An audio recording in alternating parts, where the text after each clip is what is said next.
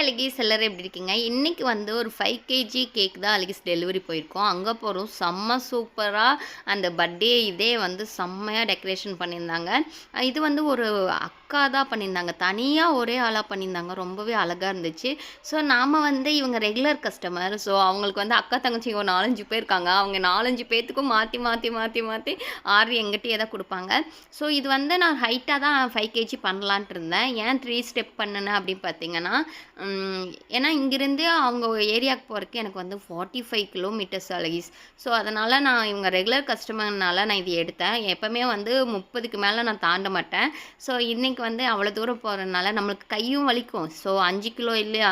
So அதுக்கப்புறம் balance பண்ண முடியாது. ரொம்ப லாங் போகிறப்போ கேக் எங்கேயாச்சும் சரிஞ்சிருச்சுன்னா என்ன பண்ணுறதுன்னு சொல்லிட்டு இந்த மாதிரி பண்ணல. கிங் தீமில் பண்ண அழகீஸ் ரொம்பவே சூப்பராக இருக்குன்னு கேக் ரிவ்யூ வந்துச்சு.